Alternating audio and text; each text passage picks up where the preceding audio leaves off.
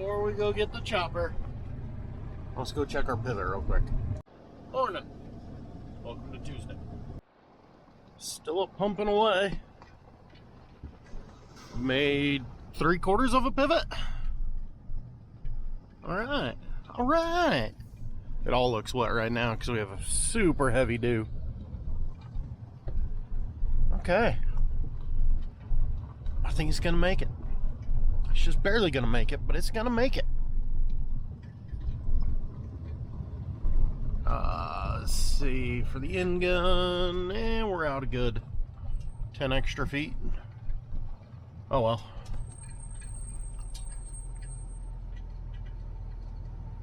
Okay, enough of that. Random plus side, my chopper's the only dry one now after this heavy dew. Everything is just dripping water this morning. New hose is looking good. Bingo. Back here. Looking good. Over here. I don't know if we've got the high flow or the standard flow, so I'm not exactly sure if that's perfect or if it's low. Oh, everything in there. Bingo. Pull the dipstick to check the oil and fire this thing up. And loop. Kick off the shoes.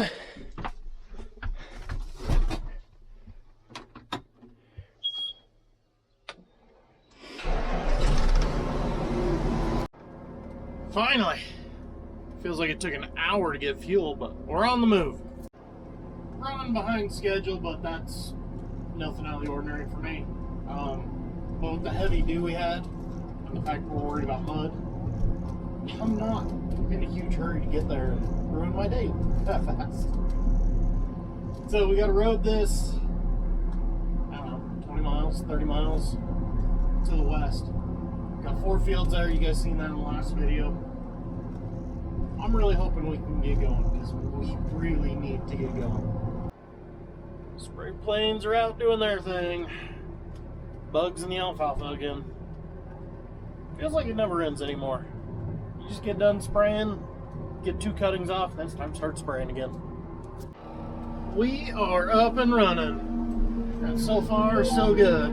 Nobody's gotten stuck, and that's load number 6. So I'm hopeful. As you can see, the corn looks a little dry. This one is dry, but it's real hit and miss. Right here, it's running 53%. The other side of the field, it's running 67%. So it's going to be dry. No big deal. It's still going to make good silage because it's not that dry. The other 3 fields I got to do for this farmer going to his neighbor are greener, so I'm not concerned overall about the pit. Big deal right now is just kind of killing some time waiting on a pack tractor. The one we thought was coming is actually broke down still, so we had to scramble, call a different neighbor. He was getting his loaded up and brought over, not loaded up, geared up and brought over. Just, he wasn't expecting to pack, so he wasn't ready for it. Choice of silage, there's always something wrong. Our whole crew back home though is processing cattle this morning. We have a little over 100 head brand and give all the vaccines and all that stuff, so that's why we're not running any other choppers yet. I have a feeling as soon as they're done, another chopper and more trucks are going to come this way. But that's still to be determined. Right now I just have 4 custom trucks. Basically the guys that kind of live over this direction. Well, this is fun. Joys of being a chopper guy. So the pit is only a mile up the road there. It's actually just on the other side of them trees right there. The scale, however, let's see if I can even see it. So basically the horizon out there, if you can see the trees, that's where they got to go to the scale. But we're not weighing every load. Every truck weighs 1 load per field, and then it's on the chopper guy to keep filling them the same, so that way we can just average it. They keep track of their loads. We call them all that one weight. As long as the cattleman and the farmer agree to it, I do my best to keep everything as level as possible. It makes it a whole lot easier than having to have 10 trucks. Now we only need the 4. I don't know.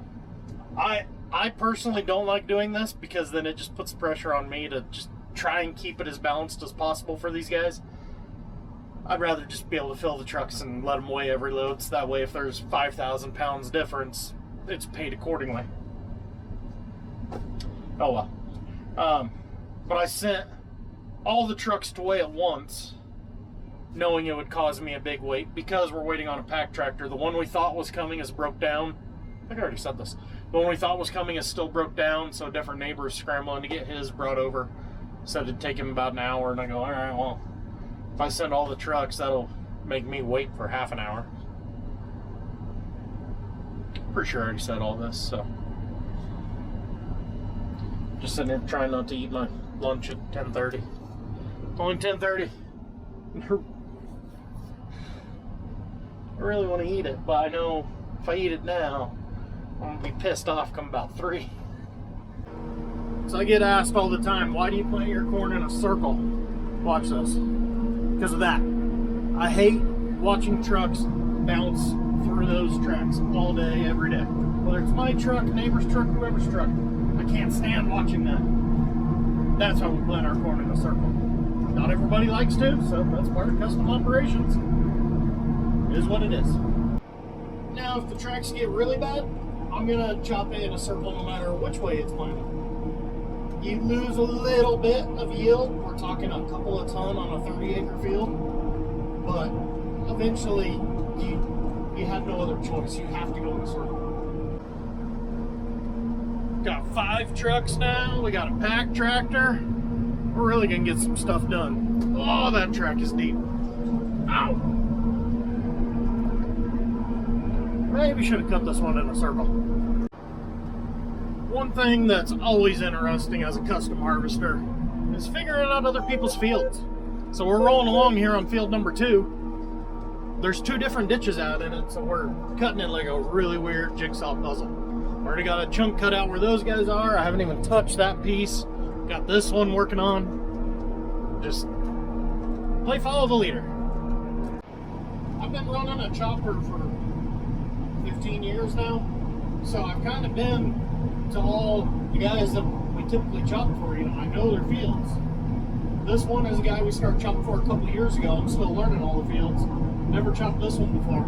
Scared the hell out of me when I came across the first ditch over there because I was not expecting it. Knowing a flood field and the way it looked, I fully expected the ditch back behind me here that splits the field damn near in half. But the little stub ditch on the other end for irrigation, whew, didn't see it coming. I mean, I hate to make the joke, but I find it hilarious. The first stuck truck of the day is the automatic. And he doesn't have a bumper made for pulling.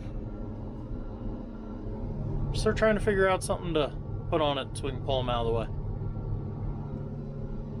Man, we were going so good. Other than dealing with some mud and some tire tracks, field number 3 is clicking right along. Starting to shut trucks off for the night because I gotta drive this the 45 minutes back home. I was talking to the tuna and I go, you know, as much as I want to leave it over here, it's almost easier for me to just go back than them to have to get a fuel trailer and an air compressor and stuff over here. If all goes well, which is a dangerous sentence in silage, I should be back home tomorrow night anyways. This is field 3 of 4 for this pit. Then there's 50 acres over here going to another pit. And then I'm done on this west end. Everything else will be back closer to home. So I hate to move and set up camp for a day. But whatever. Bye, Mundo! Last load of the day. 5:50. Time to head for home. Let's fold this up, shall we? Well, not too shabby. 6:40. what was it, 5:50 when I left? Whoa. 5:50 when I left, so 50 minutes going right down the highway. I took paved road for as much as I could. So now, get fuel, get DEF, get this blown off. So we're ready to roll again tomorrow. Simply another hour. Fuel, DEF, everything's blown off, ready to go. In the morning now, I'll grease it, sharpen the knives, refill the inoculant. Right now, though, I gotta go get my pickup. I got too much crap and I'm too tired to care. I think I'm gonna just use one of the other ones to go get it. Normally I'd walk because one, I've been sitting all day. Walking sounds nice, but I'm too tired to care. Look at that, all three parked up, ready to roll tomorrow. Because it sounds like we are gonna run 3. Okay. I'll catch you guys in the next one. I'm going home.